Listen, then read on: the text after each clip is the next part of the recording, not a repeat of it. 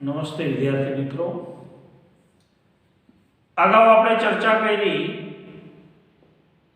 નારાયણ સરોવરથી સોમનાથ સુધી, કોટેશ્વરથી સોમનાથ સુધી.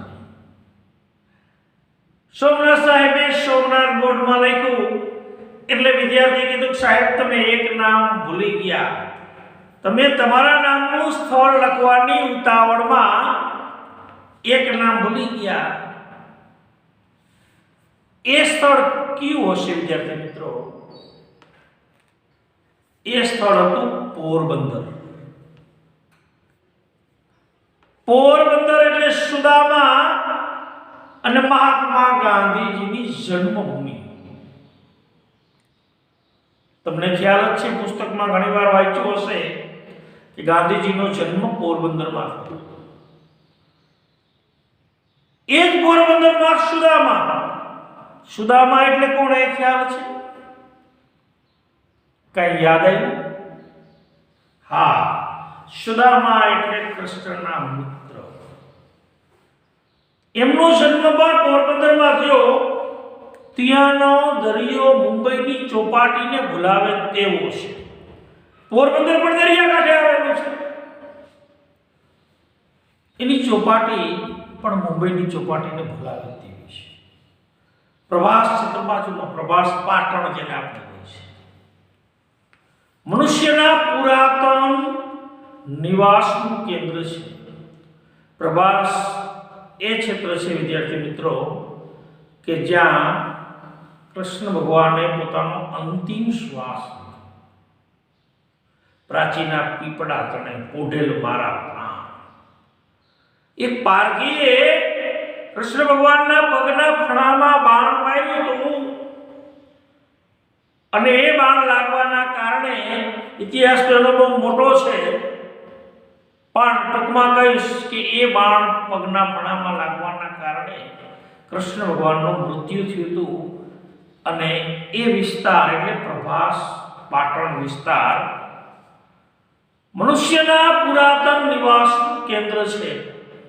પ્રાચીન સમયમાં જૂના જમાનામાં મનુષ્યની ખોપરી પણ ત્યાંથી મળી છે. અહીંનું મંદિર અનેક વાર તૂટ્યું છે, પણ શ્રદ્ધા વધી છે. આ બહુ મહત્વની વાત છે. આપણી જે લાગણીઓ છે એમાં ક્યાંય ખામી ન આવે, એમાં ક્યાંય કમી ન આવે. મંદિર કદાચ તોડે વિદેશીઓ, એને કદાચ આપણા દેવી દેવતાઓ પર લાગણી ન હોય, એ સ્વાભાવિક છે, પણ આપણી શ્રદ્ધા ન તૂટવી છે. દ્વારકાનું જગત મંદિર સમુદ્ર કિનારાની શોભા છે. તમે કેટલાક કદાચ આમાંના દ્વારકા ગયા હશો. વચ્ચે એક વાત કરી દઉં કે ગઈ સાલે આપણો વિદ્યાર્થીનો પ્રવાસ જે સમુદ્રની નજીક એટલે કે સમુદ્રના કાંઠે 2 થી 3 દિવસનો હતો. સમુદ્ર દર્શનનો જ હતો. એ બેટ દ્વારકા જ વિસ્તાર હતો. બેટ દ્વારકાના એક કિનારે 2 થી 3 દિવસ સુધી આપણા સ્ટુડન્ટો રહ્યા હતા અને સમુદ્રની દરિયાઈ જીવોની મોજ માણી હતી. હું માનું છું ત્યાં સુધી 2 ટૂરો હતી.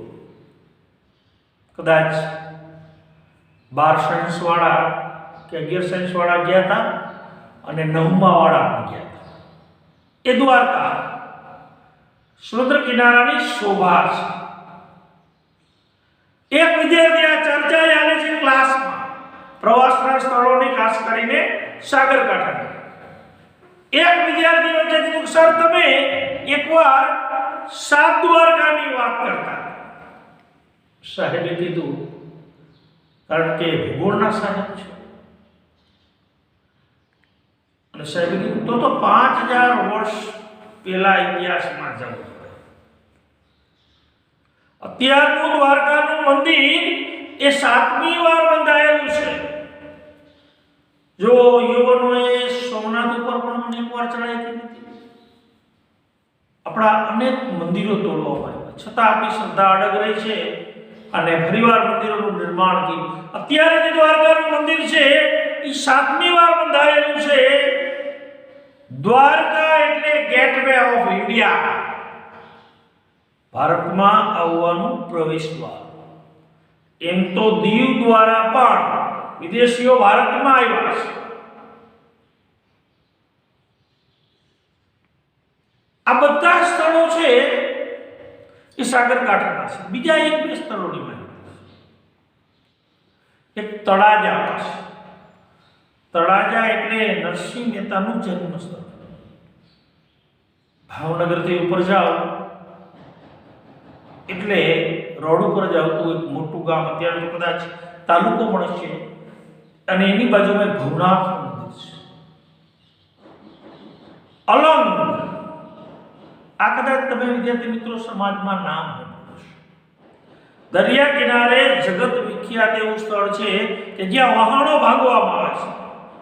અનેક જૂનવાણી વસ્તુ અહીંયા મળે છે.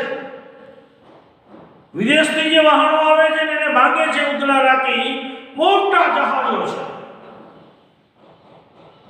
અને ત્યાંથી અનેક વસ્તુઓ મળે છે. ડાઇનિંગ ટેબલ લેવું, ખુરશીઓ, સોફા, જૂના રાંડવા, કોઈ પણ વસ્તુ જોતી હોય જૂની તો તમે અલંગ જાઓ તો એ તમને મળી જાય છે. વહાણ ભાગવાનું વિશ્વવિખ્યાત સ્થળ છે અલંગ. ભાવનગર જિલ્લામાં આવેલું છે. અલંગ જૂના જમાનામાં લોકો ઘેલેરાથી લોથલ સુધી વહાણમાં જતા. આપણે દરિયાઈ રસ્તા છે. વરુણે તરત એક પ્રશ્ન સાહેબને પૂછ્યો કે સાહેબ, લોથલ અને તિથલ વચ્ચે કોઈ સંબંધ ખરો? કારણ કે તિથલ શરૂઆતમાં કીધું 3 સ્થળની પસંદગી હતી. કચ્છનું માંડવી અને દક્ષિણ ગુજરાતનું તિથલ અને સૌરાષ્ટ્રનું માધવ. એટલે આ વિદ્યાર્થીએ પ્રશ્ન કર્યો કે લોથલ અને તિથલને કશો સંબંધ? અને સાહેબે કીધું સંબંધ 1666 કિમી લાંબા દરિયા કિનારો, બે દરિયા કાંઠે છે. 1666 લાંબા દરિયા. તિથલ દાંડીની નજીક છે. એટલે હું માનું છું ત્યાં સુધી નવસારીના દરિયા કાંઠે, સુરત વલસાડના દરિયા કાંઠે આવેલું આ સ્થળ છે. દાંડી પણ નવસારીથી 15-17 કિલોમીટર થાય છે. દાંડીનું નામ આવ્યું એટલે તમારા મનમાં બીજો એકાદો પ્રસંગ પણ છે. આ દાંડી વિદ્યાર્થી મિત્રો એ સ્થળ છે કે ગાંધી બાપુએ સાબરમતી આશ્રમથી દાંડી સુધી પગયાત્રા કરી. શા માટે? એ વખતે આપણા દેશમાં અંગ્રેજોનું શાસન હતું અને અંગ્રેજ સરકારે મીઠા પર કર વેરો વધાર્યો હતો. ગાંધીજીએ વિચાર કર્યો કે મીઠું તો તમામ વ્યક્તિની પ્રાથમિક જરૂરિયાતનું સાધન છે અને આના ઉપર કર એ યોગ્ય વસ્તુ નથી. એટલે એ કાયદાનો ભંગ રૂપે ગાંધીજીએ દાંડી યાત્રા કરી. અમદાવાદના સાબરમતી આશ્રમથી ગાંધીજી અને એના શિષ્યો ચાલીને ઠેઠ દાંડી સુધી ગયા અને સાગર કાંઠે જઈ અને દરિયાના કાંઠે જઈ અને મુઠ્ઠી એક મીઠું ઉપાડી અને કીધું કે હું અંગ્રેજ સરકારના આ કાયદાનો ભંગ કરું છું. અને એ કાયદાનો ગાંધીજીએ ભંગ કર્યો અને એ સ્થળ એટલે દાંડી, એની વાત છે એ તિથલથી નજીક છે. સમુદ્ર મીઠું પૂરું પાડે છે. આ તો મને તમને ખ્યાલ છે. કેવી રીતે મીઠું બને છે જોવું હોય તો કદાચ નવલખી અને માળિયા જાઓ, 2 કલાકમાં પણ તમે પહોંચી શકો. પ્રત્યક્ષ જોવા મળે છે. વળી એક વિદ્યાર્થી પાછો પ્રશ્ન કર્યો, સર દીવથી દાંડી સુધી નૌકા વિહાર કરીએ તો? જો પ્રવાસની વાત હોય એટલે પ્રશ્ન નોકે નું આવતા. શું કીધું? દીવથી દાંડી, આ દીવ પણ કેન્દ્ર શાસિત પ્રદેશ છે. દરિયો નાવા દીવ ઘણા જતા હોય છે. કિલ્લો છે, ચર્ચ છે જોવા જેવું. ઉનાળામાં લોકો એનો બહુ પ્રવાસ કરે. આને કીધું કે સાહેબ નૌકા વ્યવહાર કરીએ તો પહેલા લોકો સોમનાથથી સીધા ખંભાત જતા, મધ્ય ગુજરાત બાજુ. ખંભાતનો આખા જૂના જમાનામાં વહાણવટા ચાલતા હશે એટલે કીધું કે પહેલા જમાનામાં લોકો સોમનાથથી સીધા ખંભાત જતા. સાહેબે પણ કીધું કે મોટા થાવ ત્યારે છે, પણ કઈ ઋતુમાં કઈ મોસમમાં જવું એ ખ્યાલ હોવો. જો દરિયાઈ મુસાફરી કરવી હોય તો ચોમાસાનો સમય પસંદ ન કરે. એટલે સાહેબે કીધું કઈ મોસમમાં જવું એ પણ ખબર હોવી જોઈએ. માંડવી માધવપુરના દરિયા કિનારા વિશાળ પોર્ટ છે. માંડવીના દરિયા કિનારે તમે નાવાની મજા આવશે. છીછરા છે. દીવ અને સોમનાથ ઊંડા છે. માણસને ભૂલ કવરાવી દે છે. ગુજરાતીઓ દરિયા ખેડો ગણાય છે. આપણે બધા ગુજરાતીઓ છે, દરિયા ખેડો છે. આપણે કુદરતે 1600 કિમી લાંબો આશરે દરિયો આપ્યો છે. એ અણમોલ ભેટ છે. દરિયાને આપણે ઓળખીએ છીએ, આપણે પૂજીએ છીએ. ઝૂલેલાલના ગીત પણ તમે સાંભળ્યા હશે. સિંધીઓ ગાય છે, પ્રજા છે. ઝૂલેલાલ હિન્દુ મુસ્લિમની એકતા સમાન, હિન્દુ મુસ્લિમની એક માન્યા છે. ઝૂલેલાલે એ વરુણ દેવનો અવતાર ગણાય છે. વરુણ દેવનો અવતાર કોણ ગણાય છે? ઝૂલેલાલ. જોયો હશે તમે ફોટો ક્યારે. સિંધીઓ માને છે. તરત જ વરુણે કહ્યું તો હું મારું નામ દરિયાલાલ રાખી શકું. અને સાહેબની રજા લઈ અને વરુણ છેલ્લે એક ગીત ગાય છે.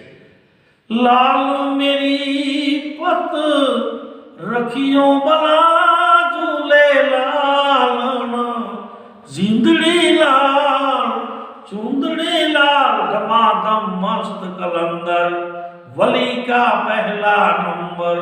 लाल मेरी पत रखियो बला झूले लाल, चुंदड़ी लाल जिंदड़ी लाल, धमाधम मस्त कलंदर, वली का પહેલા નંબર. આવું ગીત ગાય છે અને ક્લાસ આખો તાલીઓથી એને સંગત આપે છે. તો સુંદર મજાનો પાઠ સાગરકાંઠાના સ્થળોને લગતો આપણે કર્યો. વિદ્યાર્થી મિત્રો, હોમવર્ક સમજીએ. હોમવર્કમાં આઈડિયલ બુકમાં પેજ નંબર 19 અને 20 પૂરું. 20 આખું નથી, પણ પ્રશ્ન નંબર 1 અને 2 પૂરું. ફરીવાર સમજી લેશું.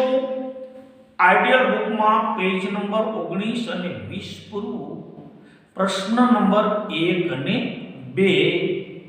આ પાઠને વિદ્યાર્થી મિત્રો તમે ઘરે છો શાંતિથી ફરી એકવાર વાંચો, તમને બહુ આનંદ આવશે. અસ્તુ જય.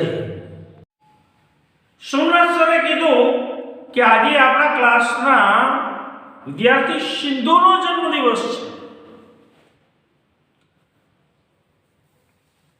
શુભેચ્છા આપવી. સિંધુ ઊભો થઈ અને સોમનાથ સરને પગે લાગે છે. રેવતી નામની જે વિદ્યાર્થીની છે એને સુંદર મજાની મોહનથાળ જેવી સુખડી. અત્યારે તો ઘણા વિદ્યાર્થીની સુખડી એટલે શું એ પણ ખબર નથી. ઘીમાંથી બનાવવામાં આવે છે. આરોગ્યની દ્રષ્ટિએ પણ બહુ ઉત્તમ છે. એ સુખડી વેચી સાહેબે પ્રવાસના સ્થળ માટે એક સમિતિની રચના કરી. એ સમિતિએ નક્કી કરવાનું હતું, એક ગ્રુપે નક્કી કરવાનું હતું કે પ્રવાસનું સ્થળ કયું રાખવું. રેવતી સુખડી વેચતી જાય અને બધાને પૂછતી જાય ભાઈ કયા સ્થળે પ્રવાસ રાખવો. 3 સ્થળના નામ આવ્યા. સમિતિએ જે અભિપ્રાય આપ્યો એ સિંધુએ જાહેર કર્યો. સિંધુ એટલે કે જેનો જન્મદિવસ છે. 3 સ્થળના નામ આવ્યા. એમાં પહેલું કચ્છનું માંડવી, બીજું સૌરાષ્ટ્રનું માધવપુર. સૌરાષ્ટ્ર એટલે અમુક જિલ્લાનો પ્રદેશ. દક્ષિણ ગુજરાતનું તિથલ. આ 3 માંથી યાદ રાખજો વિદ્યાર્થી મિત્રો, કયા 3 સ્થળ? કચ્છનું માંડવી, સૌરાષ્ટ્રનું માધવપુર, દક્ષિણ ગુજરાતનું તિથલ. આ 3 સ્થળ સમિતિએ નક્કી કર્યા. હવે ફાઇનલ રિપોર્ટ સાહેબ કીએ તે. ને આ શબ્દ જ્યારે સોમનાથ સાહેબે સાંભળ્યા એટલે કીધું શાબાશ. શાબાશી શા માટે વિદ્યાર્થી મિત્રો? કે દરિયા કિનારાના સ્થળો પસંદ કર્યા. સાહેબે કીધું કે તમે ધન્યવાદને પાત્ર છો કે તમે દરિયા કાંઠાના સ્થળોની પસંદગી કરી. સાહેબે વિદ્યાર્થીને કીધું કે છેલ્લે આપણે માઉન્ટ આબુના પ્રવાસે. માઉન્ટ આબુ પણ એક સુંદર મજાનું હિલ સ્ટેશન છે, રાજસ્થાનમાં આવેલું છે. ત્યાં પણ અનેક સ્થળો જોવા જેવા છે. માઉન્ટ આબુના પ્રવાસેથી આવતા હતા ત્યારે રસ્તામાં સાહેબે લેખ સંભળાવ્યો. પુણ્યના પર્વત જેવા રવિશંકર મહારાજ લેખ હતો, જેમના લેખક હતા સ્વામી આનંદ. સ્વામી આનંદની અનેક વાતો છે. ક્યારેક સમય મળશે તો આપણે એના વિશે પણ માહિતી મેળવશું. 3-4 વિષયના 3-4 ભાષાના એમ કેવું કહી શકાય કે વિદ્વાન હતા અને બહુ સારું કાર્ય કર્યું. ક્યારેક એની વાત પણ આપણે કરીશું. એ લેખ આ મુજબ હતો: પર્વતની ઊંચાઈ જોનારે સમુદ્રના ઊંડાણ વિશે પણ જાણવું જોઈએ. ફક્ત ઉપર જ નહીં, પર્વતની ઊંચાઈ જોનારે સમુદ્રના પેટમાં, એના તટમાં શું છે, એની ઊંડાઈ શું છે એ પણ જાણવું જોઈએ. એ દ્વારા એક સુંદર મજાનો સંદેશ હતો ગોળમેજી પરિષદ. આપણો દેશ આઝાદ જ્યારે નહોતો થયો, આપણા દેશમાં અંગ્રેજીનું શાસન હતું, એ વખતની વાત છે. ગોળમેજી પરિષદમાં ભાગ લેવા ગાંધી બાપુ જવાના હતા. ક્યાં? ઇંગ્લેન્ડ. ત્યારે ઝવેરચંદભાઈ મેઘાણીને ખાતરી હતી કે બાપુ અપમાન વેઠીને પણ ઉદારતા ધરાવે એવા માનસવાળા છે. ત્યારે ઝવેરચંદભાઈ મેઘાણીએ બાપુને ઉદ્દેશીને, ગાંધીજીને ઉદ્દેશીને એક સુંદર મજાનું કાવ્ય લખેલું, છેલ્લો કટોરો. એની પંક્તિ હતી: સાગર પીનારા અંજલિ નવ ઢોળજો. શેરનો છેલ્લો કટોરો પીએ, કદાચ અપમાન થાય તો સહન કરી લેજો. ગાંધીજી દરિયાદી હતા. ગાંધીજી વિશે તો જેટલું બોલી એટલું થોડું છે, કારણ કે આપણે એમને રાષ્ટ્રપિતાની ઉપમા આપી છે. અને આ વિશેષણ એ કોઈ જેવું તેવું વિશેષણ નથી. એટલે ગાંધીજી દરિયાદિલ માણસ હતા. કોઈને શાપ ન આપે. ગાંધીજી બાળપણના અમુક પ્રસંગો જે હતા એ પણ જ્યારથી દેશભક્તિના રંગે રંગાયા, અહિંસાના રંગે રંગાયા, ત્યાર પછી કોઈને શાપ, કોઈનું ખરાબ કર્યું હોય એવું ઇતિહાસમાં ક્યાંય જોવામાં આવ્યું નથી. ગાંધીજીની આ બધી વાતો કરતા હતા એટલે વિદ્યાર્થીઓને બધા ક્લાસમાં જ છે કે સાહેબ છે પ્રવાસનું સ્થળ નક્કી કરવાનું ભૂલી ગયા. એટલે રેવતી નામની જે સ્ટુડન્ટ હતી, વિદ્યાર્થી હતી, સાહેબ સાંભળે ને એ રીતે જોરથી બોલી કે સાહેબ લગભગ ભૂલી ગયા છે, પ્રવાસનું તો હાવ ભૂલી ગયા છે. સાહેબે પીઠ ફેરવી બોર્ડમાં પશ્ચિમ ભારતનો નકશો દોર્યો. પશ્ચિમ ભારતમાં કોણ આવે? આપણું ગુજરાત. અને એમાં દરિયાકાંઠાના સ્થળો લખ્યા. કોટેશ્વર પેલું સ્થળ યાદ રાખજો. કોટેશ્વર કચ્છની અંદર આવેલું છે. પ્રાચીન શિવજીનું મંદિર છે અને દરિયાકાંઠે છે. ત્યાંથી હું માનું છું પાકિસ્તાનનું કરાચી સાવ નજીક થાય. દરિયાઈ માર્ગે તમે જઈ શકો, પણ અત્યારે તો પાકિસ્તાન સાથે આપણા સંબંધો સારા નથી એટલે આર્મી પણ જવા નથી દેતા. કોટેશ્વર કચ્છમાં આવેલું છે. નારાયણ સરોવર શિયાળામાં વિદેશથી અનેક પક્ષીઓ આવે છે, એ પણ કચ્છનું સ્થળ છે દરિયાકાંઠે. માંડવી બીચ છે, વિજય વિલાસ પેલેસ છે. ગુજરાત સરકારે હમણાં થોડા વર્ષો પહેલા એક સુંદર મજાનું કાંતિ તીર્થ શ્યામજી કૃષ્ણ વર્માના એક યાદીના સ્મારક રૂપે બનેલું છે. બહુ સરસ મજાનું છે. ક્યારેક માંડવી જાઓ તો અચૂક એની મુલાકાત લેજો.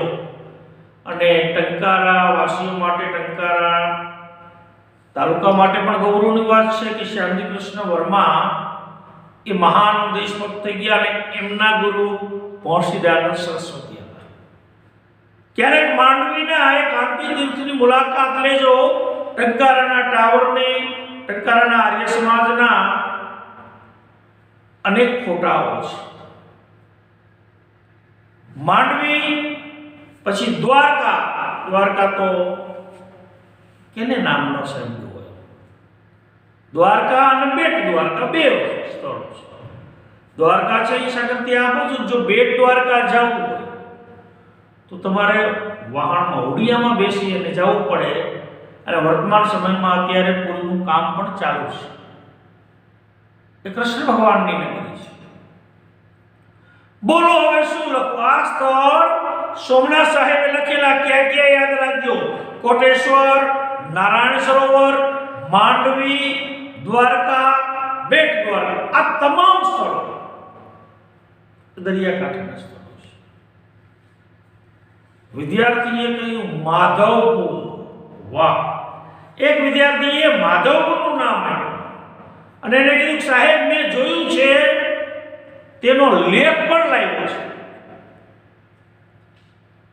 માધવપુરની માહિતી સુંદર મજાની આ પાઠમાં આપેલું છે. માધવપુર સૌરાષ્ટ્રના સાગરકાંઠાનું વૃંદાવન છે, હરિયાળું છે. અનેક સંતો થયા છે માધવપુર. જૂના ઝાડ, આંબલી, રાયણ, નારિયેળ બેસુમાર છે, અસંખ્ય છે.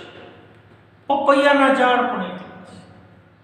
જુઓ આ ઝાડ હોય આંબલી, રાયણ જોઈ હશે. લીમડામાં લીંબોડી આવે ને એના જેવડી અથવા એનાથી થોડી મોટી, એકદમ મીઠી હોય છે. રાયણ, નાળિયેર તો સાગરકાંઠે હોય જ. પપૈયા. અને આ સ્થળ વિદ્યાર્થી મિત્રો માધવપુર એ છે જ્યાં કૃષ્ણ ભગવાનની જાન ગઈ. કૃષ્ણ ભગવાનના લગ્ન રાણી રૂકમણી સાથે જે સ્થળે થયા હતા એ સ્થળ એટલે માધવપુર.